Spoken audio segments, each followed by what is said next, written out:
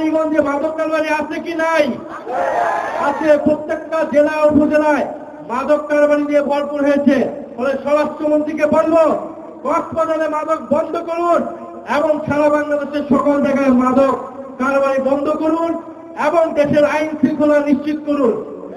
এবং প্রিয় কালীগঞ্জবাসী, আমাদের ভাই শরীফ ওসমান হাদি জীবন দিয়েছিল আজাদির জন্য, স্বাধীন সার্বভৌম বাংলাদেশের জন্য। কিন্তু আমরা দেখছি সীমান্তে সাধারণ বাংলাদেশিদেরকে হত্যা করছে বিএসএফ পুলিশ বাহিনী। আমরা দেখছি সীমান্তে পুশিং হচ্ছে এবং এই সরকার যে নিজেদেরকে জাতীয়তাবাদী সরকার বলে জাতীয়তাবাদের নামে ব্যবসা করে, সে সীমান্ত হত্যা বন্ধ করতে পারছে না, সে পুশিং বন্ধ করতে পারছে না। ফলে আমরা বলবো সীমান্ত হত্যা বন্ধ করুন, জাতীয়তাবাদের নামে ব্যবসা বন্ধ করুন এবং বাংলাদেশের সীমান্তকে সুরক্ষা দিন। এখন জুলাই গণঅভ্যুত্থানের পরে নতুন নতুন নেতা তৈরি হয়েছে, নতুন নতুন নেতৃত্ব আসছে।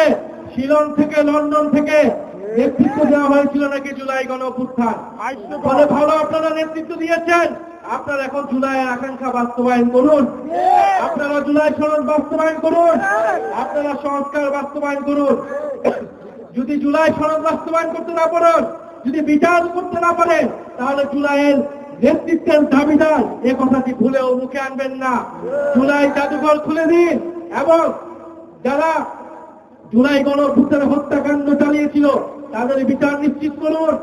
আপনারা যে বিভিন্ন জেলায় উপজেলায় মামলা বাণিজ্য করেছেন, নিরীহ মানুষের নামে মামলা দিয়ে আপনারা দুর্নীতি এবং লুটপাট করেছেন, সেই হয়রানি থেকে মানুষকে মুক্ত দিয়ে যারা প্রকৃত অপরাধী তাদেরকে গ্রেফতার করে বিচারের আওতায় আনুন।